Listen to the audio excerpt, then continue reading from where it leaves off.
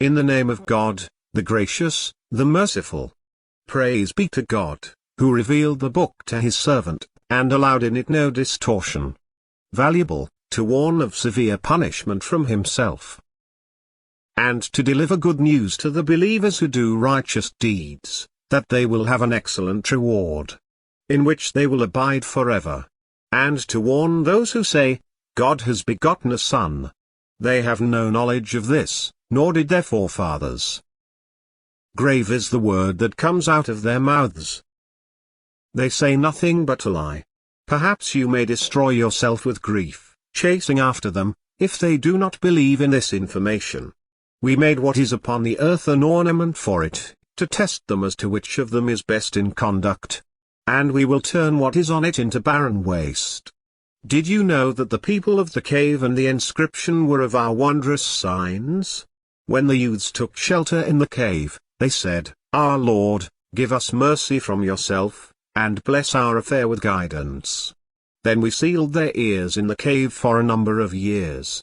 Then we awakened them to know which of the two groups could better calculate the length of their stay. We relate to you their story in truth. They were youths who believed in their Lord, and we increased them in guidance. And we strengthened their hearts, when they stood up and said, Our Lord is the Lord of the heavens and the earth. We will not call on any god besides him, for then we would have spoken an outrage. These people, our people, have taken to themselves gods other than him. Why do they not bring a clear proof concerning them? Who, then, does greater wrong than he who invents lies and attributes them to God? Now that you have withdrawn from them, and from what they worship besides God, take shelter in the cave. And your Lord will unfold his mercy for you, and will set your affair towards ease. You would have seen the sun, when it rose, veering away from their cave towards the right, and when it sets, moving away from them to the left, as they lay in the midst of the cave. That was one of God's wonders. He whom God guides is truly guided. But he whom he misguides, for him you will find no directing friend. You would think them awake, although they were asleep. And we turned them over to the right, and to the left, with their dog stretching its paws across the threshold. Had you looked at them, you would have turned away from them in flight, and been filled with fear of them. Even so, we awakened them, so that they may ask one another. A speaker among them said, How long have you stayed? They said, We have stayed a day, or part of a day. They said, Your Lord knows best how long you have stayed. Send one of you to the city, with this money of yours, and let him see which food is most suitable, and let him bring you some provision thereof. And let him be gentle, and let no one become aware of you. If they discover you, they will stone you, or force you back into their religion. Then you will never be saved. So it was, that we caused them to be discovered, that they would know that the promise of God is true, and that of the hour there is no doubt. As they were disputing their case among themselves, they said, Build over them a building. Their Lord knows best about them. Those who prevailed over their case said, We will set up over them a place of worship. They will say, 3, and their fourth being their dog. And they will say, 5, and their sixth being their dog, guessing at the unknown. And they will say, 7, and their eighth being their dog. Say, My Lord knows best their number. None knows them except a few. So do not argue concerning them except with an obvious argument, and do not consult any of them about them.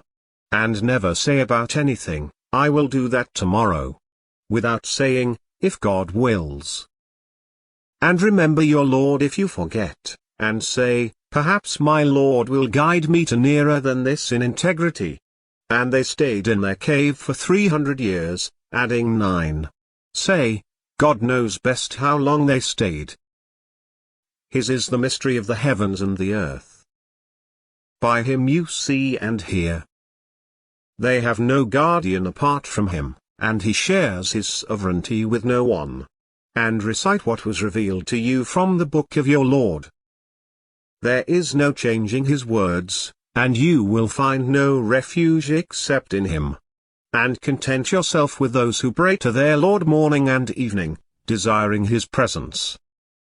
And do not turn your eyes away from them, desiring the glitter of this world. And do not obey him whose heart we have made heedless of our remembrance, so he follows his own desires, and his priorities are confused. And say, the truth is from your Lord. Whoever wills, let him believe. And whoever wills, let him disbelieve.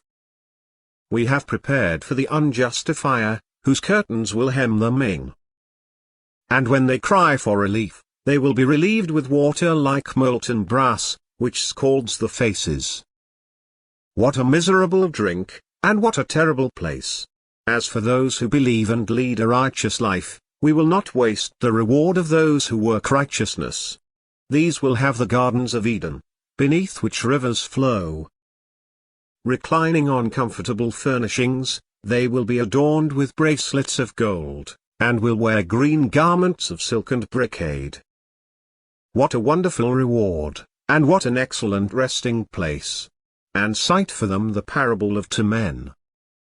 To one of them we gave 2 gardens of vine, and we surrounded them with palm trees, and we placed between them crops. Both gardens produced their harvest in full, and suffered no loss. And we made a river flow through them. And thus he had abundant fruits. He said to his friend, as he conversed with him, I am wealthier than you, and greater in manpower. And he entered his garden, wronging himself.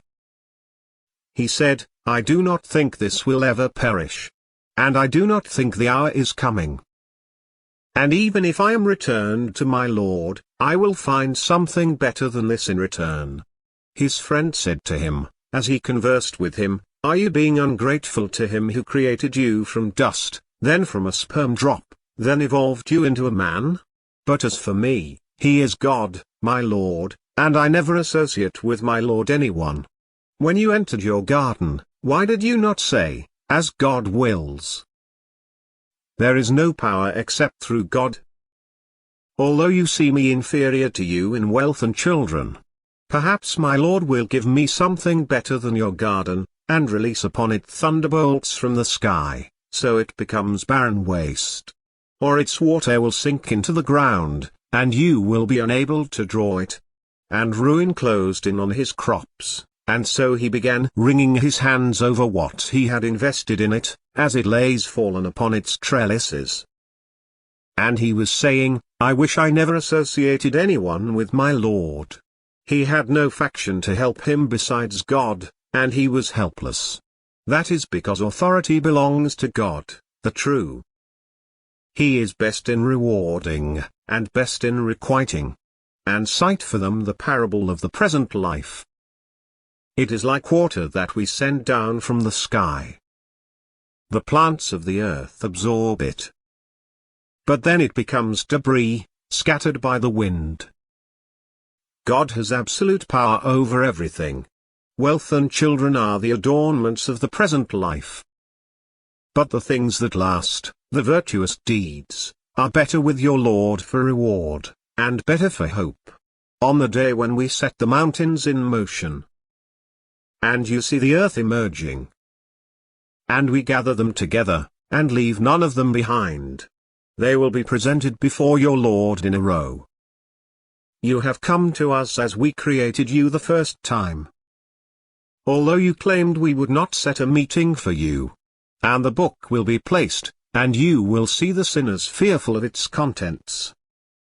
And they will say, Woe to us! What is with this book that leaves nothing, small or big, but it has enumerated it? They will find everything they had done present. Your Lord does not wrong anyone.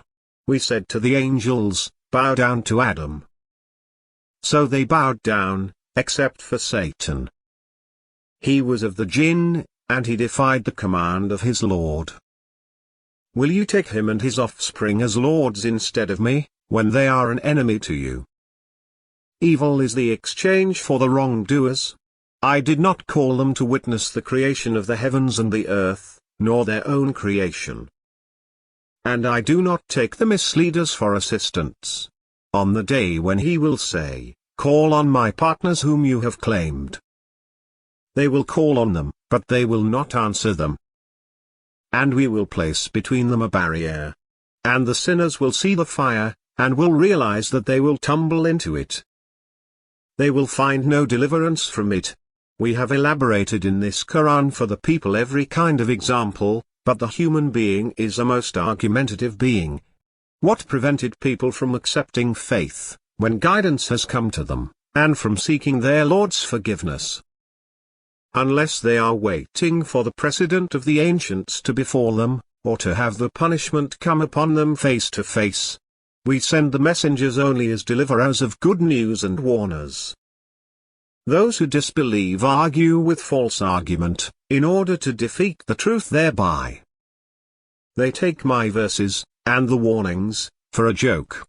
Who does greater wrong than he, who, when reminded of his Lord's revelations, turns away from them, and forgets what his hands have put forward? We have placed coverings over their hearts, lest they understand it, and heaviness in their ears. And if you call them to guidance, they will not be guided, ever. Your Lord is the forgiver, possessor of mercy.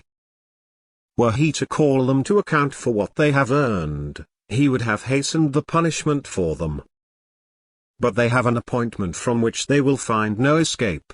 And these towns, we destroyed them when they committed injustices, and we set for their destruction an appointed time. Recall when Moses said to his servant, "I will not give up until I reach the junction of the two rivers, even if it takes me years." Then, when they reached the junction between them, they forgot about their fish. It found its way into the river, slipping away. When they went further, he said to his servant, "Bring us our lunch." We were exposed in our travel to much fatigue. He said, "Do you remember when we rested by the rock? I forgot about the fish. It was only the devil who made me forget it." And so it found its way to the river, amazingly. He said, "This is what we were seeking." And so they turned back, retracing their steps. Then they came upon a servant of ours, whom we had blessed with mercy from us, and had taught him knowledge from our own. Moses said to him, "May I follow you, so that you may teach me some of the guidance you were taught?" He said, "You will not be able to endure with me. And how will you endure what you have no knowledge of?" He said, "You will find me, God willing, patient. And I will not disobey you in any order of yours." He said, "If you follow me, do not ask me about anything, until I myself make mention of it to you." So they set out. Until, when they had boarded the boat, he hauled it. He said, "Did you haul it, to drown its passengers? You have done something awful." He said, "Did I not tell you that you will not be able to endure with me?" He said, "Do not rebuke me for forgetting, and do not make my course difficult for me." Then they set out. Until, when they encountered a boy, he killed him. He said, "Did you kill a pure soul, who killed no one? You have done something terrible." He said, "Did I not tell you that you will not be able to endure with me?" He said, "If I ask you about anything after this, then do not keep company with me. You have received excuses from me." So they set out. Until, when they reached the people of a town, they asked them for food, but they refused to offer them hospitality. There they found a wall about to collapse, and he repaired it. He said, "If you wanted, you could have obtained a payment for it." He said, "This is the parting between you and me. I will tell you the interpretation of what you were unable to endure. As for the boat, it belonged to paupers working at sea. I wanted to damage it because there was a king coming after them, seizing every boat by force. As for the boy, his parents were believers, and we feared he would overwhelm them with oppression and disbelief. So we wanted their Lord to replace him with someone better in purity, and closer to mercy. And as for the wall, it belonged to 2 orphan boys in the town. Beneath it was a treasure that belonged to them. Their father was a righteous man. Your Lord wanted them to reach their maturity, and then extract their treasure, as a mercy from your Lord. I did not do it of my own accord. This is the interpretation of what you were unable to endure. And they ask you about Zulkarnain. Say, I will tell you something about him. We established him on earth, and gave him all kinds of means. He pursued a certain course, until, when he reached the setting of the sun, he found it setting in a murky spring, and found the people in its vicinity. We said, O Zulkarnain, you may either inflict a penalty, or else treat them kindly. He said, as for him who does wrong, we will penalize him, then he will be returned to his Lord, and he will punish him with an unheard of torment. But as for him who believes and acts righteously, he will have the finest reward, and we will speak to him of our command with ease. Then he pursued a course, until, when he reached the rising of the sun, he found it rising on a people for whom we had provided no shelter from it. And so it was. We had full knowledge of what he had. Then he pursued a course, until, when he reached the point separating the 2 barriers, he found beside them a people who could barely understand what is said. They said, O Zulkarnain, the Gog and Magog are spreading chaos in the land. Can we pay you, to build between us and them a wall? He said, what my Lord has empowered me with is better. But assist me with strength, and I will build between you and them a dam. Bring me blocks of iron. So that, when he had leveled up between the 2 cliffs, he said, blow. And having turned it into a fire, he said, bring me tar to pour over it. So they were unable to climb it, and they could not penetrate it. He said, this is a mercy from my Lord. But when the promise of my Lord comes true, he will turn it into rubble, and the promise of my Lord is always true. On that day, we will leave them surging upon one another. And the trumpet will be blown, and we will gather them together. On that day, we will present the disbelievers to hell, all displayed. Those whose eyes were screened to my message, and were unable to hear. Do those who disbelieve think that they can take my servants for masters instead of me? We have prepared hell for the hospitality of the faithless. Say, shall we inform you of the greatest losers in their works? Those whose efforts in this world are misguided, while they assume that they are doing well. It is they who rejected the communications of their Lord, and the encounter with him. So their works are in vain. And on the day of resurrection, we will consider them of no weight. That is their requital, hell, on account of their disbelief, and their taking my revelations and my messengers in mockery. As for those who believe and do righteous deeds, they will have the gardens of paradise for hospitality, abiding therein forever, without desiring any change therefrom.